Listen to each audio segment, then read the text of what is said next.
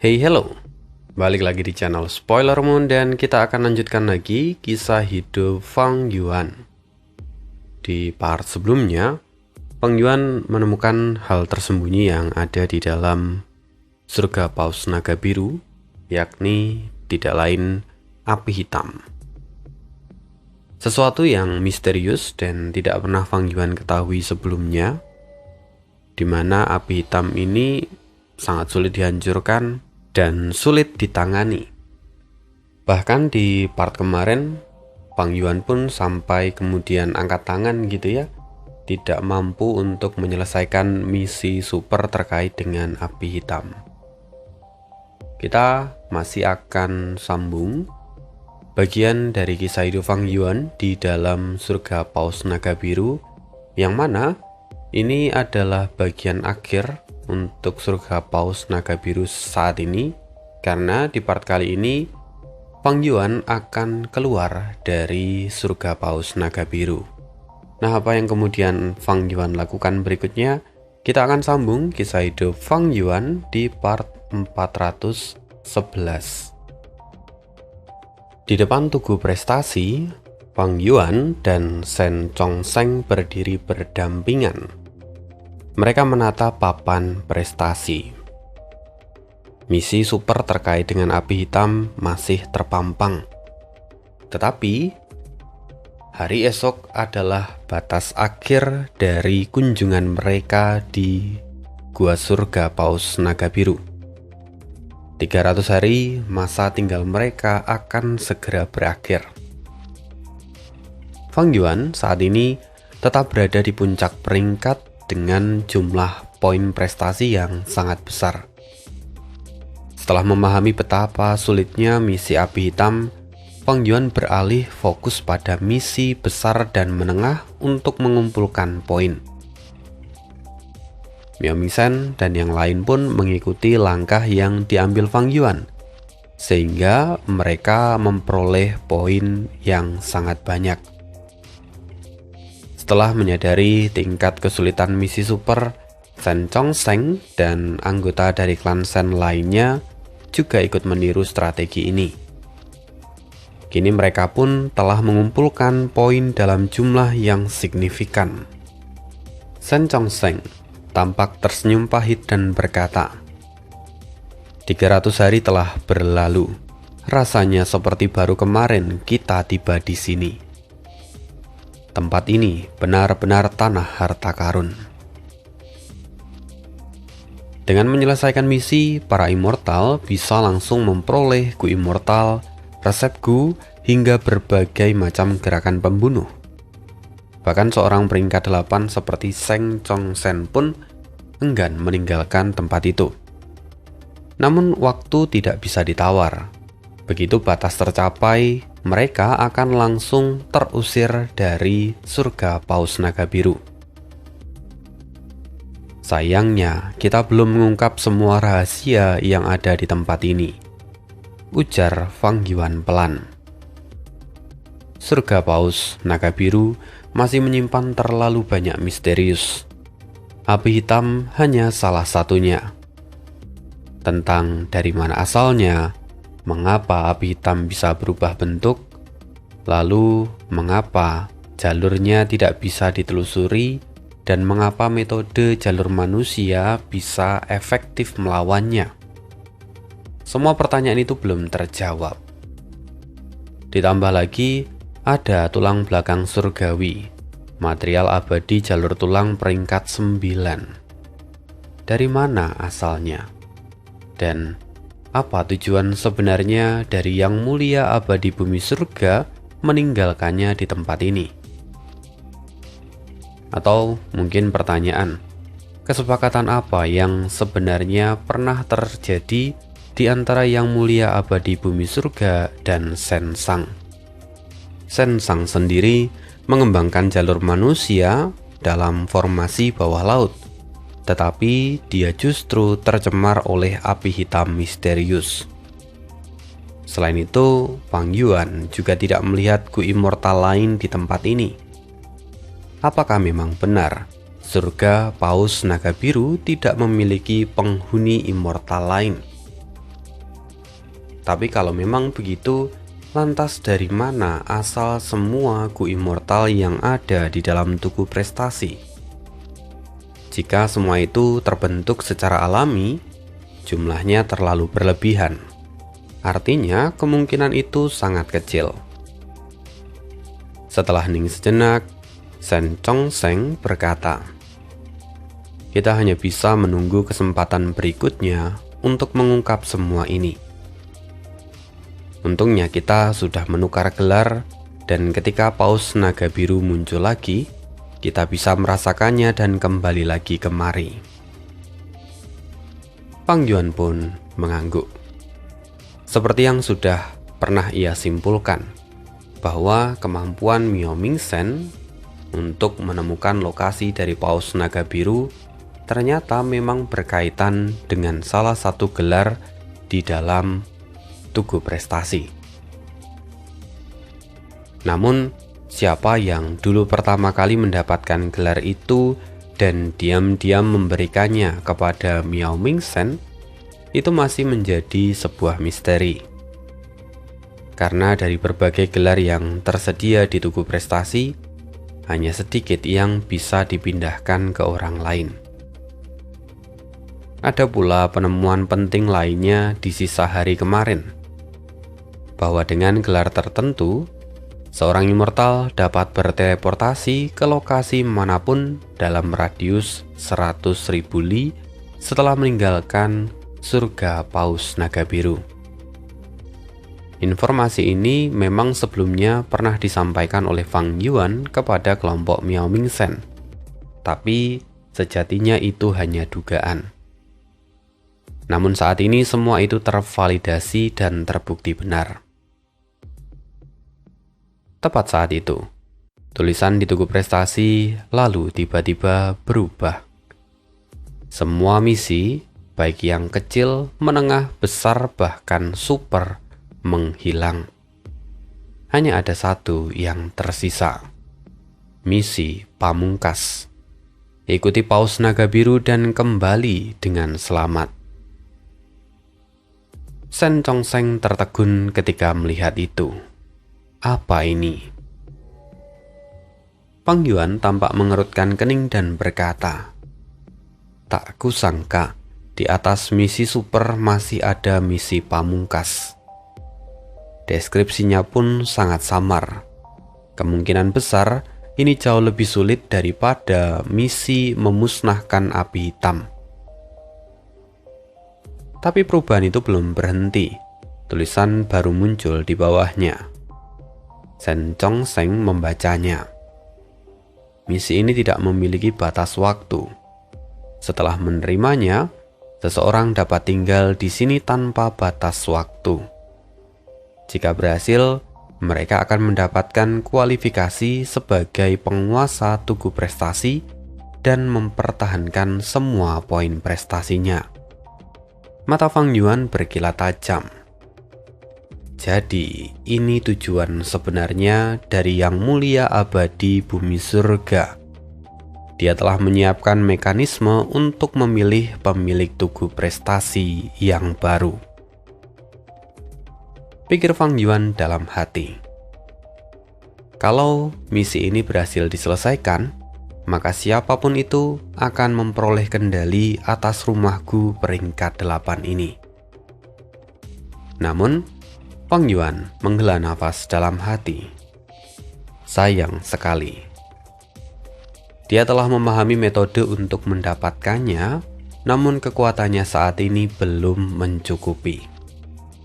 Karena misi super saja belum mampu ia selesaikan, apalagi misi di tingkat pamungkas.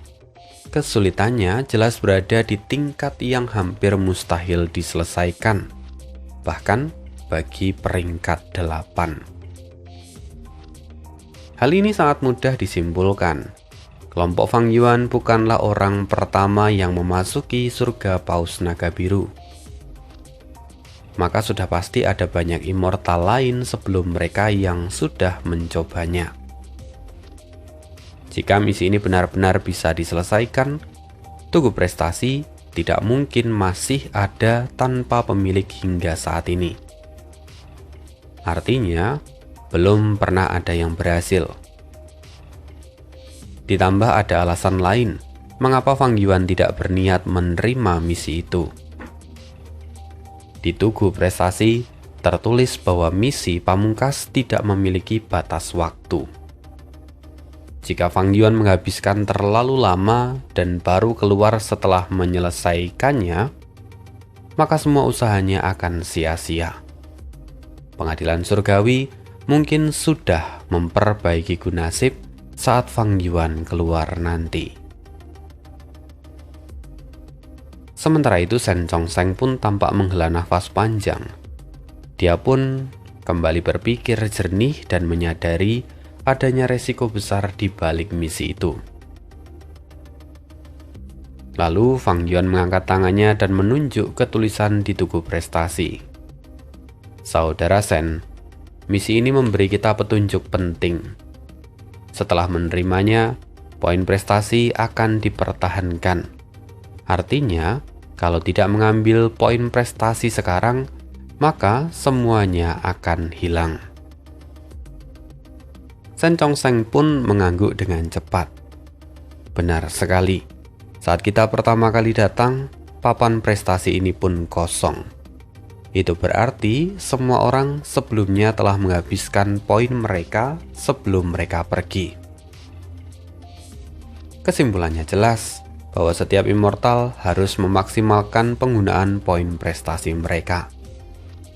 Namun, bagaimana cara membelanjakannya tetap menjadi pilihan dan strategi masing-masing.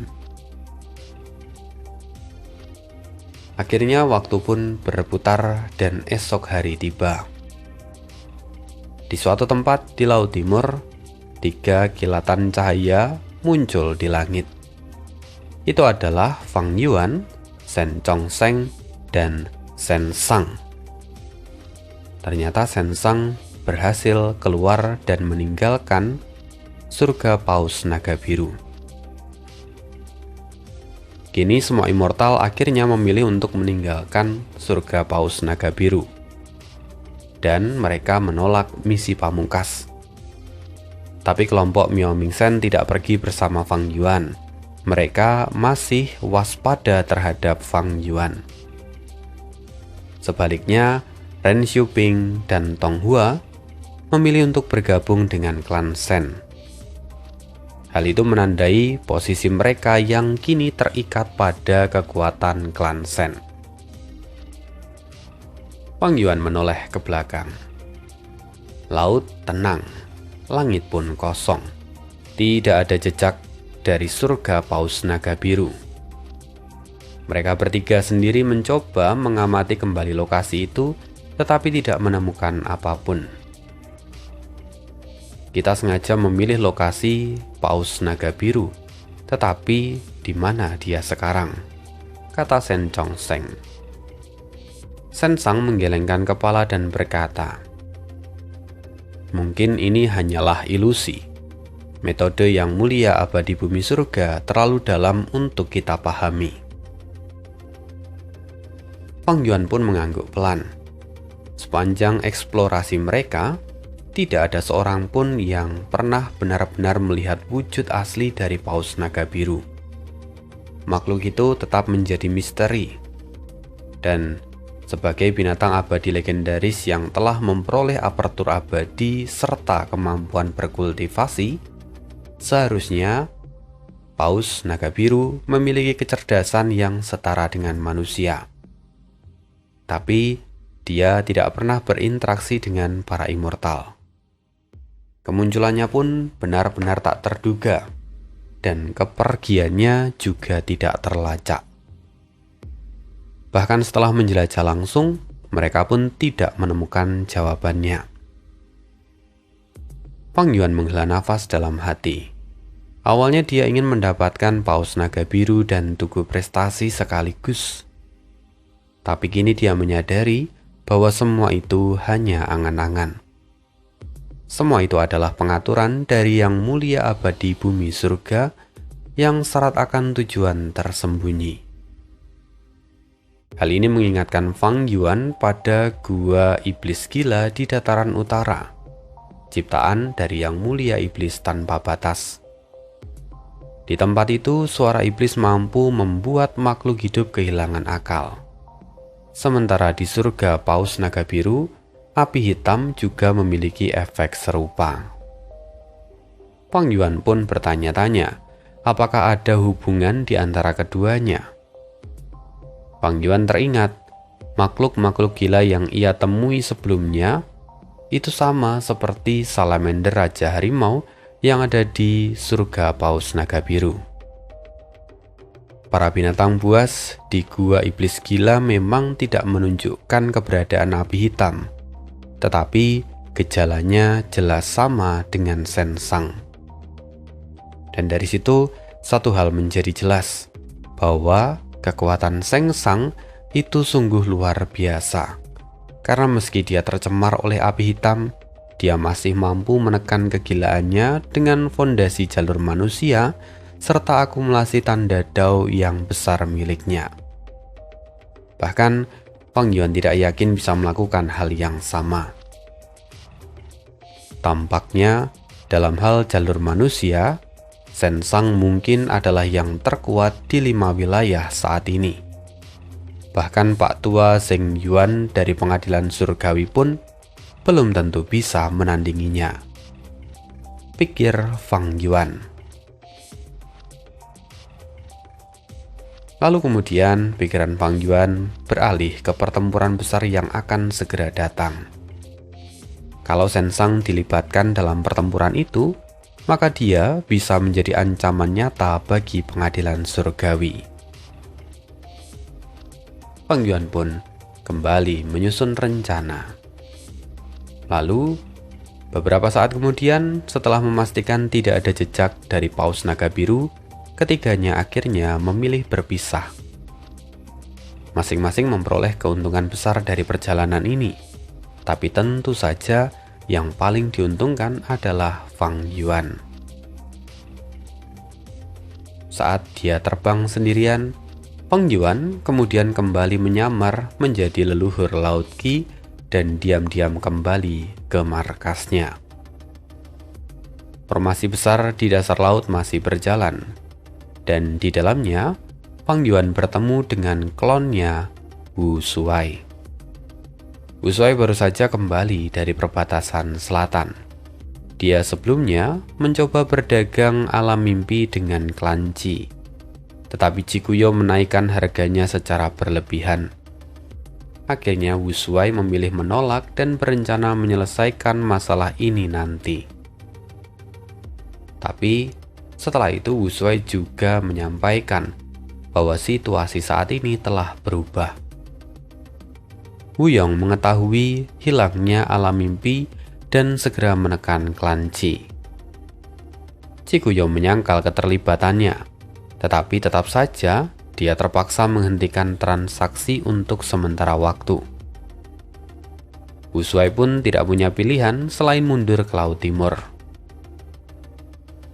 Setelah Fang Yuan bertukar informasi, dia memahami kondisi dunia saat ini. Dan situasi memang benar-benar memburuk. Di perbatasan selatan, pengaruh Wu Yong terus meningkat. Wu Yong memanfaatkan insiden alam mimpi untuk memperkuat kendalinya atas aliansi perbatasan selatan. Lalu di gurun barat, klonnya Fang Dichang saat ini juga menghadapi tekanan yang berat. Seorang ahli dari jalur darah peringkat 8 muncul. Dia menyerang berbagai kekuatan super termasuk klan Fang. Dan tidak berhenti di situ, binatang buas abadi kini juga mengamuk di wilayah klan Fang sehingga membuat mereka kewalahan. Lalu, sementara itu di Gua Surga Sastra Mendalam, Li Xiaobai berkembang dengan lancar. Tapi berbeda dengan di Gua Surga Bencana Binatang. Situasi Zan Budu kini justru bisa dikatakan kritis. Nyawanya ada di ambang bahaya. Badai besar tengah mendekat dari segala arah. Dan kita akan tengok situasi di Gua Surga Bencana Binatang. Selama beberapa bulan terakhir, Langit tak lagi pernah terlihat di sana. Seluruh gua surga diselimuti asap hitam beracun yang bergulung tanpa henti. Kadang-kadang gumpalan asap itu berubah menjadi naga emas, mengamuk di langit dan membawa kehancuran. Di dalam gua surga, tangisan dan keputusasaan memenuhi setiap sudutnya. Masa depan kini terasa suram. Kota Koleksi Bintang, salah satu kota terbesar di tempat ini, kini menjadi pusat perlindungan terakhir umat manusia. Dindingnya menjulang tinggi, dipenuhi oleh menara-menara pengawas. Dan di puncak menara tertinggi, Zanbudu terlihat berdiri menatap langit. Tubuhnya penuh dengan luka, wajahnya tampak lelah. Seorang prajurit binatang tempur wanita berdiri di belakangnya dan kini merawat lukanya. Tubuh utamaku mempercepat aliran waktu di gua surga ini terlalu jauh. Ini memicu kesengsaraan yang datang tanpa henti.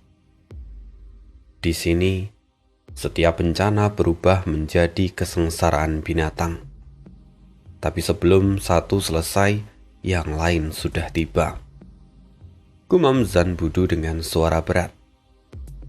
Dia menghela nafas panjang. Semua malapetaka itu tersebar di berbagai tempat, menarik perhatian para immortal, lalu perlahan mereka menyatu.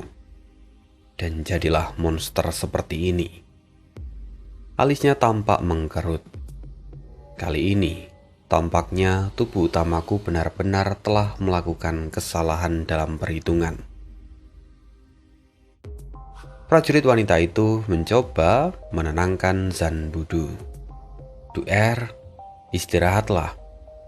Kau sudah bertarung 3 hari 3 malam tanpa henti. Tubuhmu tidak akan sanggup kalau terus begini.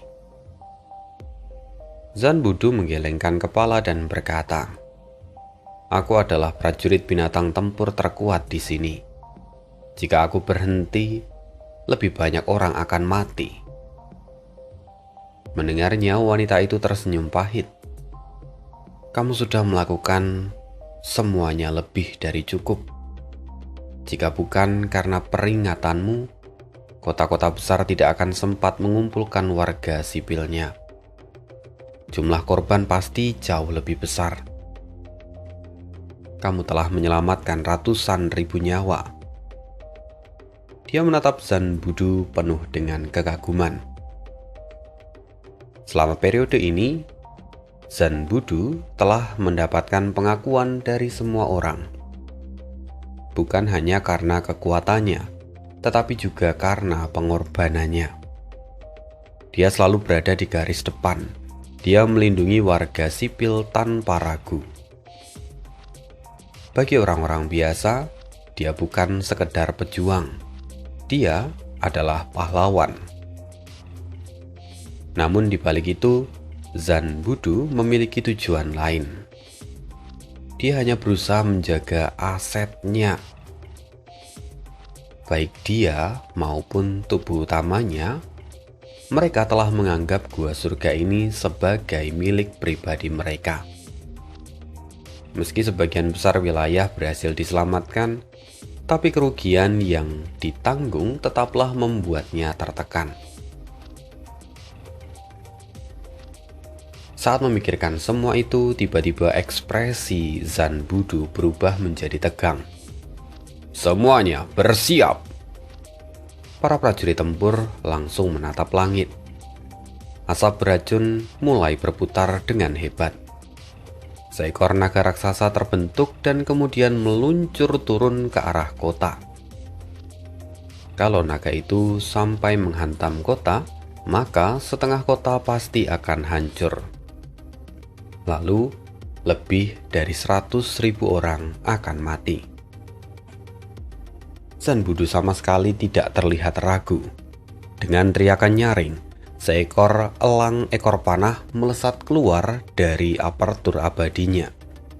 Dalam sekejap, transformasi prajurit binatang tempur, Tubuhnya berubah, kepalanya menjadi elang, sayapnya membentang lebar. Dia melonjak tinggi ke langit.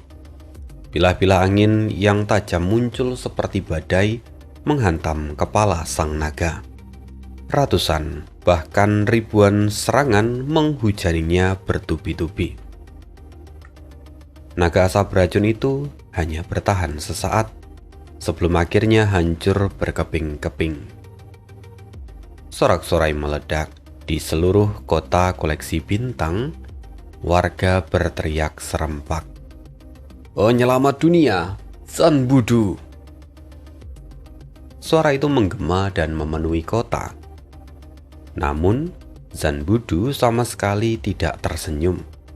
Tatapannya justru lebih tajam. Dia terus menatap ke arah langit. "Jangan lengah, gelombang berikutnya datang!" teriak Zan Budu. Dan benar saja, asap beracun kembali bergejolak. Kali ini lebih dari selusin naga terbentuk sekaligus. Mereka meluncur turun dengan ganas. Sorak-sorai terhenti seketika. Wajah para prajurit binatang tempur kini tampak memucat. Keputusasaan kembali menyelimuti kota. Dulu serangan naga asap beracun maksimal hanya berjumlah 3-5 ekor. Namun, kini jumlahnya bahkan lebih dari selusin. Ini bukan sesuatu yang mampu mereka hadapi. Keputusasaan pun menyebar. Lalu, tepat pada saat yang genting itu, aula siput bintang memancarkan cahaya bintang yang menyilaukan. Seketika sosok raksasa muncul di medan perang. Sorak-sorai pun meledak. Zan Budu tampak terkejut di permukaan. Tetapi dalam benaknya, dia kini akhirnya bisa merasa tenang. Orang tua itu akhirnya turun tangan. Dia adalah raja binatang tempur generasi sebelumnya. Dia menggunakan mayat siput laut bintang sebagai inti transformasinya. Dia adalah kekuatan tempur tertinggi di dalam gua surga ini, sekaligus kartu truf terakhir dari gua surga ini. Kini raksasa itu mengenakan baju sirah berat. Setiap pukulannya menghasilkan bayangan tinju seperti meteor yang melesat ke langit. Ledakan demi ledakan pun terjadi. Beberapa kepala naga asap beracun hancur seketika. Serangan itu berhasil menahan momentum mereka, memberi waktu berharga bagi para prajurit binatang tempur. Tak berhenti di situ, raksasa itu menginjak tanah dan mengangkat lengannya ke langit. Sebuah penghalang cahaya bintang berbentuk setengah bola pun terbentuk dan melindungi seluruh kota. Naga-naga asap beracun mulai terhenti sejenak. Sementara para prajurit binatang tempur diselimuti cahaya biru. Satu persatu dari mereka terbang keluar dan bertarung mati-matian. Namun mereka hanyalah manusia berdaging dan berdarah. Kerugian pun mulai terlihat. Naga-naga asap beracun terus bermunculan tanpa henti. Setiap yang dihancurkan segera digantikan oleh yang baru. Raja binatang tempur menyadari kenyataan pahit. Kalau ini berlanjut, maka kota koleksi bintang akan hancur hari ini. Dia pun mengambil keputusan. Suaranya menggema di seluruh medan perang. Situasi sudah kritis. Duer, pergi dan ambil warisan terakhir. Kaulah harapan terakhir kita. Zan Budu mencibir dalam hati. Akhirnya, bagian terakhir itu diberikan juga padanya. Selama ini dia telah mengumpulkan hampir semua warisan sejati di gua surga bencana binatang. Hanya satu bagian terakhir yang belum ia dapatkan. Namun, dia harus terus berpura-pura tidak tahu. "Duer, cepat pergilah. Kami yang akan menahan mereka," seru para prajurit binatang tempur. Semangat mereka berkobar. Mereka berniat untuk mengorbankan diri demi kelangsungan dari seluruh gua surga bencana binatang. Zanbudu pun akhirnya bergerak. Dia menyusuri aula siput bintang, lalu turun ke bawah tanah hingga mencapai altar terakhir. Cahaya altar menyala terang. Seekor kilin muncul di sana. Dialah roh surgawi penjaga tempat ini. "Oh, anak muda, kamu telah memenuhi syarat untuk mewarisi seluruh warisan sejati bencana binatang. Saatnya kamu mengetahui kebenaran dunia ini." Suara kilin itu lembut seperti anak kecil. Lalu ingatan mengalir deras ke dalam benak Zanbudu. Ekspresi Zanbudu berubah drastis. Dia akhirnya mendapatkan semua ingatan itu. Jadi, dunia ini begitu kecil dan metode penggunaan Gu yang benar bukanlah transformasi. Zanbudu tampak terkejut, walaupun sebenarnya dia telah memahami semuanya. "Roh surgawi, apa yang harus kita lakukan sekarang?" tanyanya. Roh kilin pun menunduk. "Tuan, saya tidak punya cara lagi. Kesengsaraan ini telah melampaui batas. Saya hanya bisa membukakan jalan keluar. Anda dan semua orang harus segera pergi." Mendengar bahwa dia telah mendapatkan pengakuan dari roh kilin, Zanbudu bisa tenang. Lalu saat dia berpikir, tiba-tiba ekspresinya berubah. Dia berkata, "Tampaknya aku tidak perlu melakukan apapun. Tubuh utamaku sudah datang." Di luar, langit penuh asap beracun. Dan di sana, Feng Yuan akhirnya muncul. Pintu gua surga terbuka dan dia masuk tanpa hambatan. Feng Yuan bukan lagi penyusup. Pintu terbuka karena roh surgawi yang membukanya. Prajurit binatang tempur menyaksikan pemandangan yang tak terbayangkan itu. Seorang laki-laki melayang di udara. Auranya terasa sangat luas dan dalam, seperti sebuah samudera. Naga-naga asap beracun langsung bereaksi. Mereka berbalik dan menyerangnya. Namun, saat Feng Yuan bergerak, arus Qi meledak, lalu angin dan gelombang bergulung. Langit dan bumi seketika berubah warna. Dalam sekejap, semua naga asap beracun di sekitarnya pun lenyap. Bahkan lapisan asap tebal di langit robek, membuka sebuah lubang besar. Cahaya matahari menembus turun, menyinari sosok Feng Yuan. Seluruh medan perang terdiam. Para prajurit binatang tempur pun membeku. Feng Yuan tidak menggunakan transformasi, tapi kekuatannya melampaui segala yang pernah mereka pahami. Keyakinan penghuni dari gua surga bencana binatang selama ini telah runtuh. Dalam keheningan itu, Feng Yuan bicara dengan tenang.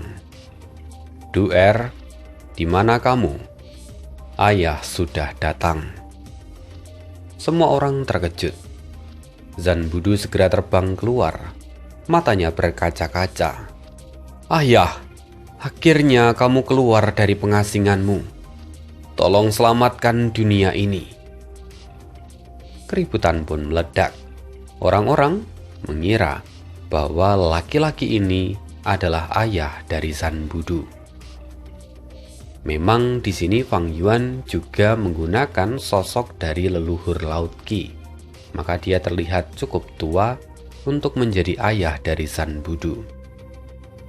Dan orang-orang juga berpikir, kalau sang anak saja adalah pahlawan, maka tidak heran kalau kekuatan ayahnya begitu luar biasa. Harapan kembali menyala di hati semua orang. Pang Yuan menghela nafas pelan. Aku tidak menyangka bencana sebesar ini terjadi saat aku melakukan kultivasi tertutup. Kalau aku tahu lebih awal, aku tidak akan membiarkannya berlangsung selama ini. Pang Yuan pun bergerak. Dalam waktu singkat, sebagian besar asap beracun tersapu bersih. Situasi pun menjadi tenang. Zan Budu lalu berkata, "Ayah, situasi sudah terkendali. Mari kita turun dulu." Pang Yuan pun mengangguk. Keduanya perlahan turun ke kota koleksi bintang. Di bawah, ribuan pasang mata memandang mereka penuh dengan kekaguman, harapan serta rasa ingin tahu. Akhirnya, gua surga bencana binatang telah ditaklukkan. Sementara itu kita akan tengok di pengadilan surgawi. Papan catur konstelasi bintang melayang setengah kaki di atas tanah. Papan itu berputar perlahan di antara Peri Ziwei dan Feng Jinhuang. Papan itu memancarkan cahaya bintang yang cemerlang. Bintik-bintik cahaya itu berkilauan seperti kunang-kunang biru. Keduanya duduk berhadapan. Matanya terpejam, alisnya mengernyit, tenggelam dalam deduksi yang rumit. Setelah berangsur-angsur, cahaya bintang mulai meredup. Papan catur konstelasi bintang kembali ke tangan Peri Ziwei. Akhirnya Peri Ziwei membuka mata. Dan di sisi lain, Feng Jinhuang tak bergerak. Tubuhnya terkulai dan jatuh pingsan. Peri Ziwei tampak menghela nafas pelan. Dia tetap tenang. Dia sungguh memahami kondisi Feng Jinhuang dengan sangat jelas. Bagaimanapun Feng Jinhuang hanyalah seorang Master Gu. Sementara Peri Ziwei adalah ahli besar peringkat 8. Kecepatan deduksi yang ia atur sebenarnya sudah sangat pas. Namun Feng Jinhuang bersikeras tidak ingin memperlambat proses, apalagi membuang waktu dari tokoh kunci pengadilan surgawi. Maka Feng Jinhuang pun berusaha keras. Beberapa waktu kemudian saat Feng Jinhuang terbangun, dia sudah tidak lagi berada di ruang deduksi. Dia telah kembali ke aula pusat. Bagus sekali, Huang Er. Kamu benar-benar berhasil menyempurnakan fisik pencari realitas mimpi sejati dan menghapus kelemahannya. Kamu memang pantas menjadi yang mulia abadi jalur mimpi yang ditakdirkan, kata Duklong sambil menatapnya dengan puas. Feng Jinhuang sedikit tersipu. Guru, sejujurnya ini hanya kebetulan.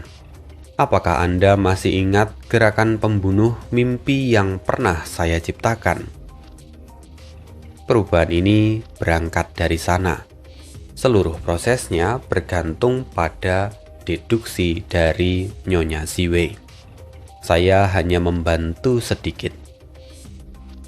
Mendengar itu, Peri Ziwei tersenyum tipis dan berkata, Huang Er, kamu terlalu merendah. Justru karena arah yang kamu berikan tepat, kami bisa mencapai hasil ini. Tanpamu, perhitunganku pun mungkin tak akan menghasilkan apapun. Duklong dengan serius bicara. Huang Er, fisik pencari realitas mimpi sejati yang sempurna ini adalah fondasi masa depanmu. Pahamilah sepenuhnya. Ingat, kenaikanmu nanti ke ranah immortal harus menggunakan fisik ini. Feng Jinhuang jarang sekali melihat Duklong seserius ini. Dia dengan segera mengangguk. Baik guru, saya akan mengingatnya. Duklong pun tampak puas. Dia berkata lagi, sekarang kamu boleh pergi. Aku masih harus membahas beberapa hal dengan Peri Ziwei. Feng Jinhuang segera memberi hormat lalu pergi dengan patuh. Duklong lalu menatap Peri Ziwei dan berkata, "Keberhasilan Huang Er kali ini karena jasamu." Kata-kata Duklong ini benar. Peri Ziwei bukan hanya memimpin deduksi, tetapi juga memperoleh dasar dari fisik pencari realitas mimpi sejati yang ia dapatkan dari ingatan jiwa spektral. Tanpa pondasi itu, seberapapun besar inspirasi yang diberikan Feng Jinhuang, kemajuannya tak akan pernah tercapai. Peri Ziwei tersenyum santai dan berkata, "Itu adalah tugas saya. Justru berkat Anda yang berhasil menangkap jiwa spektral, saya bisa menelusuri ingatannya." Duklong menggelengkan kepala pelan dan berkata, "Tapi sebagai guru, aku hampir tak punya apapun untuk diajarkan pada Huang Er. Aku sama sekali tidak memahami jalur mimpi. Beruntung, Huang Er punya bakat yang luar biasa. Bisa membantunya saja sudah menjadi kehormatan bagiku." Sekarang, lalu bagaimana perkembangan dari gerakan pembunuh kesetaraan kebajikan? Ekspresi Peri Ziwei menjadi serius. Gu kebajikan tidak bermasalah. Untuk gerakan pembunuhnya pun, saya sudah berhasil mengaktifkannya beberapa kali. Lalu apa ada keanehan? Tidak ada. Duklong bergumam, "Artinya metode ini efektif. Tapi mengapa hasilnya belum terlihat?" Peri Ziwei pun tampak mengernyitkan dahi. "Kita sudah lama merencanakan penggunaan kesetaraan kebajikan untuk menghadapi Spring Autumn Cicada. Dari tindakan Fang Yuan, jelas bahwa dia telah mempersiapkan segalanya, baik di Sungai Waktu maupun dalam perebutan Istana Naga. Karena itu dia pasti telah terlahir kembali. Namun anehnya, tak seorang pun di pihak kita yang punya ingatan dari kehidupan sebelumnya." Salah satu efek kesetaraan kebajikan, ya sesuai namanya, yaitu menyamakan kondisi. Jika Peri Ziwei melihat kelahiran kembali Fang Yuan saat mengaktifkannya, dan pada saat yang sama ia juga melihat Duklong, maka ketika Fang Yuan menggunakan Spring Autumn Cicada untuk kembali ke masa lalu, Duklong seharusnya akan menerima efek yang sama, yaitu ingatan kehidupan sebelumnya yang akan terbawa. Peri Ziwei berkata, "Kita tidak tahu apa yang terjadi di kehidupan sebelumnya. Mungkin dulu kita gagal mendapatkan gu kebajikan, tetapi sekarang kita memilikinya. Jadi, hasil saat ini hanya mungkin karena dua hal. Entah di kehidupan sebelumnya kita tidak sempat menggunakan kesetaraan kebajikan, atau sesuatu telah terjadi pada saya, sehingga saya tidak sempat menggunakannya." Peri Ziwei lalu terdiam dan terjebak dalam kebuntuan. Duklong merenung sejenak dan kemudian berkata, "Ada kemungkinan lain bahwa kau memang berhasil menggunakannya di kehidupan sebelumnya. Tapi saat itu, kau tidak melihat siapapun selain Fang Yuan. Atau yang kau lihat bukan bagian dari pengadilan surgawi." Mata Peri Ziwei berkilat tajam. Kalau begitu, siapa orang itu?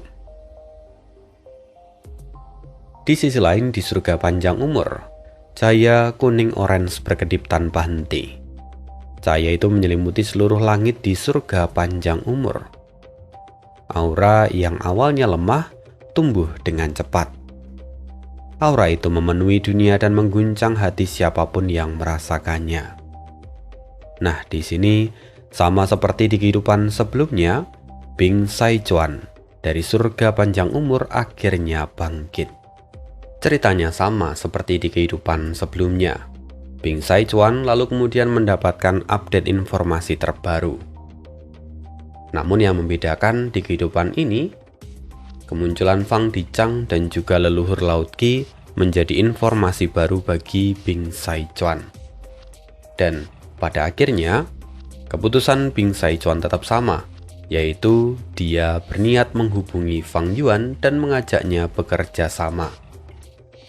Ya, ini memang adalah timeline yang sama dengan kehidupan sebelumnya, tidak lebih cepat ataupun lebih lambat. Kemudian, kita akan bergeser lagi di dalam aparatur abadi berdaulat, tepatnya di mini dataran utara. Su'er kini berdiri di tengah formasi kristal salju. Dia menatap puluhan gumpalan es Qi yang berputar di sekitarnya.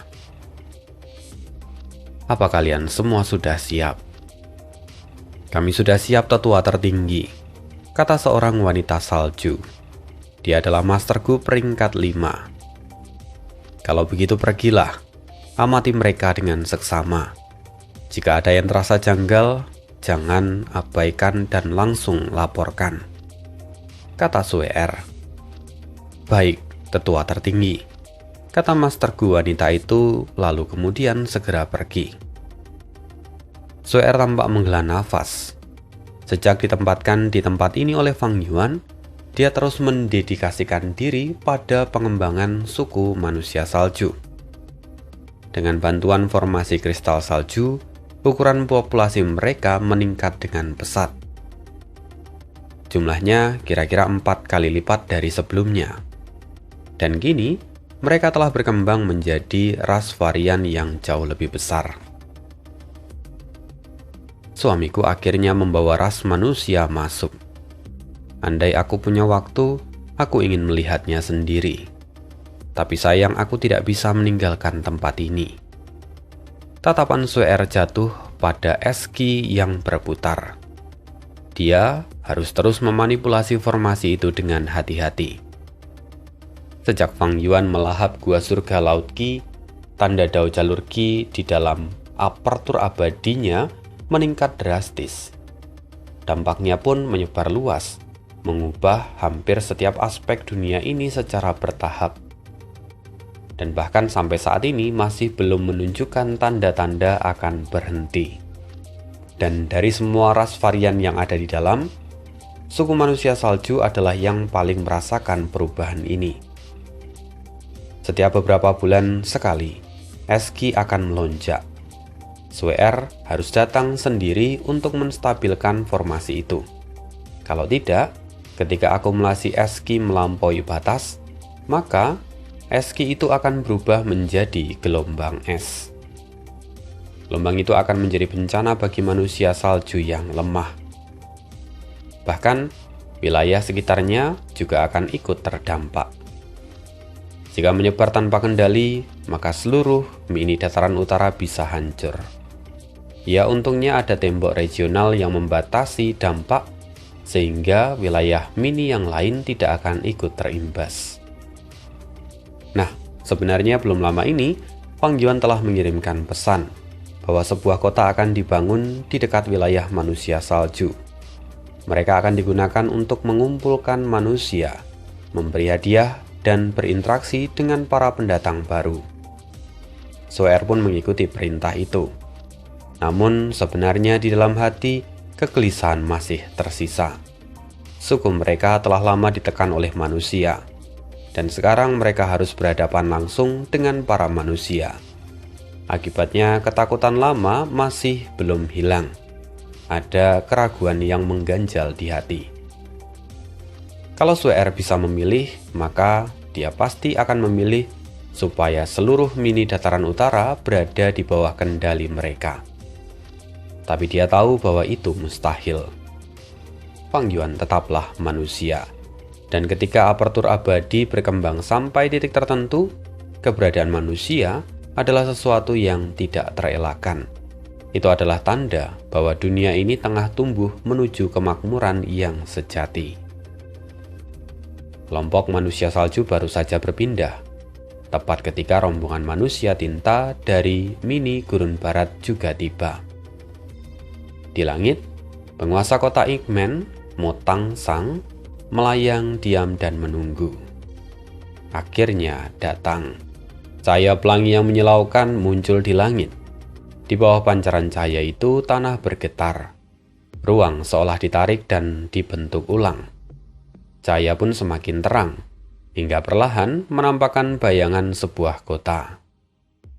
Bayangan itu terlihat semakin nyata, dan kemudian ribuan mil tanah baru terbentuk. Di tengahnya berdiri sebuah kota megah, kota suci elang. Gerbang kota terbuka, dan orang-orang dari kota suci elang keluar. Mereka berkumpul di depan dan menyambut para pendatang. Kedua pihak akhirnya bertemu. Manusia dari kota suci elang menatap penasaran pada para manusia tinta. Sementara itu, para manusia tinta perlahan melepaskan kewaspadaan mereka. Meski mereka telah lama hidup di bawah tekanan para manusia, namun pertemuan ini terasa sungguh berbeda. Aura kesetaraan yang halus meresap di antara mereka, mencairkan jarak dan ketegangan. Apakah Anda Tuan Mo Tan San? Mulai sekarang kota ini akan berada di bawah perlindungan Anda, kata seorang prajurit elang yang memimpin rombongan maju dan memberi hormat. Mo Tan San tersenyum ringan. Tidak perlu terlalu formal, kita semua adalah sekutu di sini. Sementara itu di surga biru mini, tanah awan menggumpal, membentuk sebuah benua gantung kecil. Kilatan cahaya bintang melintas dan dalam sekejap, sebuah kota megah muncul di atas benua yang sebelumnya kosong. Kota itu tampak penuh dengan luka. Bangunan runtuh di banyak tempat. Dan inilah kota koleksi bintang. Di pusat kota berdiri aula siput bintang yang baru. Rumah Gufana yang sengaja dibangun oleh Fang Yuan. Adapun siput laut bintang yang lama telah disimpan di dalam perbendaharaan. Sebagai binatang buas kuno, cangkangnya adalah material abadi peringkat 8. Jika diserahkan kepada orang lain, kemungkinan besar itu hanya akan terbuang sia-sia. Nah, di sana terlihat Raja binatang tempur tua terbang meninggalkan kota. Dia menghela napas panjang dan berkata, "Jadi ini adalah dunia ayahmu. Sungguh luas sekali." Zan Budu berdiri di sampingnya dan tersenyum. Ini hanyalah surga biru mini. Masih ada 9 wilayah lain seperti ini di dalam apertur abadi ayahku. Kita pasti bisa hidup dengan baik di sini. Raja binatang tempur itu pun mengangguk. Lalu bertanya, bagaimana kita akan berhubungan dengan orang lain? Zan Budu menyerahkan seekor gu jalur informasi. Menggunakan ini, Raja binatang tempur tua menatapnya dengan kagum. Gu seperti ini sungguh luar biasa. Zan Budu tersenyum tipis. Begitulah seharusnya digunakan. Warisan sejati yang kuterima juga menjelaskan hal ini. Mohon maaf karena baru memberitahu Anda sekarang. Ayah memintaku untuk merahasiakannya. Raja binatang tempur tua itu mengangguk dan memahaminya. Lantas, apa rencana ayahmu sekarang? Zan Budu berkata, untuk sementara, kakek dan para prajurit lainnya akan mempelajari metode kultivasi gu tradisional. Di luar dunia ini tidak aman. Kita memiliki musuh yang sangat kuat. Raja binatang tempur tertegun. Ayahmu bersedia mengajarkan jalan kultivasi yang benar kepada kami? Zan Budu tersenyum. Tentu saja, kita adalah sekutu. Fang Yuan telah melahap sepenuhnya gua surga bencana binatang. Dia hampir sendirian menahan dan menyingkirkan kesengsaraan besar di dalamnya. Upaya itu menguras esensi abadi dalam jumlah besar, tetapi hasil yang didapatkan setimpal. Reputasinya melonjak dan banyak harta yang ia dapatkan. Dengan bantuan Zan Budu, dia berhasil menyerap seluruh gua surga ke dalam apertur abadi berdaulat. Berbeda dengan kehidupan sebelumnya, kini dia telah mempersiapkan segalanya. Fang Yuan membagi wilayah gua surga dan menyebarkannya ke berbagai dunia internal. Kota Alang Suci, lembah gelap, hutan, mata air roh, kota tebing gunung, dan kota koleksi bintang ditempatkan masing-masing di berbagai wilayah. Selain itu, berbagai titik sumber daya utama juga ditata ulang dengan cermat. Tapi jelas, proses integrasi ini belum selesai. Ekologi harus diseimbangkan. Itu akan membutuhkan waktu, kesabaran, dan pengelolaan yang teliti. Dari proses ini, Feng Yuan memperoleh transformasi asimilasi segudang makhluk sekali lagi. Bahkan, roh surgawi Qilin pun masih hidup di wilayah inti. Lalu dari semua itu, keuntungan terbesar yang ia dapatkan adalah lebih dari 200.000 tanda dao jalur transformasi ia dapatkan. Jumlah ini hampir 2 kali lipat dibandingkan kehidupan sebelumnya. Alasannya sederhana, kali ini Feng Yuan dengan sengaja memicu kesengsaraan abadi. Sebelum dia mencaplok gua surga bencana binatang. Dan setelah melewati kesengsaraan itu, tambahan 100.000 tanda dao diperoleh. Bagi Feng Yuan, semakin banyak tanda dao yang didapatkan, semakin besar juga keunggulannya. Lalu, setelah menyerahkan pengaturan relokasi pada Zhan Budu dan klon jalur waktunya, Feng Yuan akhirnya kembali bisa memikirkan hal yang lain. Tapi tiba-tiba dia mendapatkan sebuah pesan. Oh, Bing Saichuan sudah bangun. Dia ingin bekerja sama. Feng Yuan tampak menyeringai. Dia tahu maksud surga panjang umur. Mereka ingin merebut Gunasip, dan itu adalah celah besar yang bisa dimanfaatkan. Feng Yuan bisa menggunakan mereka untuk menguji kekuatan pengadilan surgawi sekali lagi. Sama seperti di kehidupan sebelumnya, Feng Yuan juga menyetujui aliansi ini. Namun di sisi lain, keputusan itu justru membuat Bing Saichuan ragu. Kenapa dia menyetujuinya semudah ini? Bing Saichuan mengerutkan kening. Dia sadar Feng Yuan mungkin sedang menguji mereka. Namun kali ini, ia kesulitan untuk menemukan kesempatan untuk membuktikannya. Situasi pun telah berubah. Istana Naga sudah direbut lebih awal, pertempuran Sungai Waktu berakhir dengan kekalahan pengadilan surgawi, dan bahkan kini, mereka masih enggan memasuki wilayah terlarang yang diciptakan oleh Feng Yuan. Kesempatan untuk membentuk kerjasama tidak mudah untuk ditemukan. Di saat yang sama di pengadilan surgawi, Qin Dingling kedatangan seorang tamu. Dia adalah Feng Jiuge. Katakan apa yang kau inginkan. Sebagai seorang guardian Dao dari yang mulia abadi jalur mimpi di masa depan, Feng Jiuge tentu sangat dihargai. Di sana Feng Jiuge tampak terdiam sejenak lalu berkata, "Saya ingin meminjam Gu Immortal jalur keberuntungan milik senior. Gu keberuntungan responsif." Qin Dingling sedikit terkejut, tapi kemudian tersenyum. "Baiklah, aku setuju." Dia langsung menyerahkan Gu itu. Feng Jiuge sempat tertegun. "Aku tahu kau sedang mengembangkan gerakan pembunuh baru. Kalau bukan karena itu, kau tidak akan meminjam Gu milikku," kata Qin Dingling. Feng Jiuge pun mengangguk. "Benar sekali senior." Saat ini lagu nasib yang ia kembangkan telah mencapai 80%. Tapi Gu Armor Nasib tidak lagi cukup untuk menanggung bebannya. Maka dia membutuhkan inti tambahan dari jalur keberuntungan. Gu keberuntungan responsif adalah pilihan terbaik. Qin Dingling menatap Gu itu sejenak dan berkata, "Resepnya berasal dari The Great Sun. Jika suatu hari kau menggunakannya untuk melawan dataran utara, itu akan menjadi balasan yang setimpal untuk mereka." Lalu Feng Jiuge segera menerima Gu itu dengan hormat.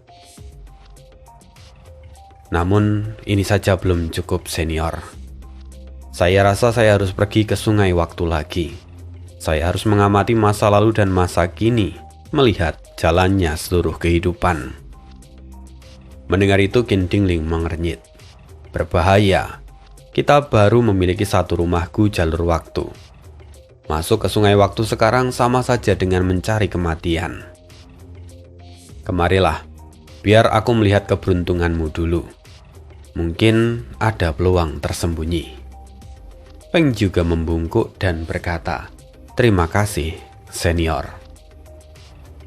Akhirnya semua kembali bersiap.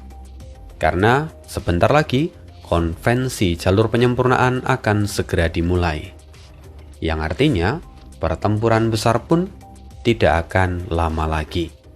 Kita akan sambung lagi kisah hidup Fang Yuan di part berikutnya. Terima kasih. Bye.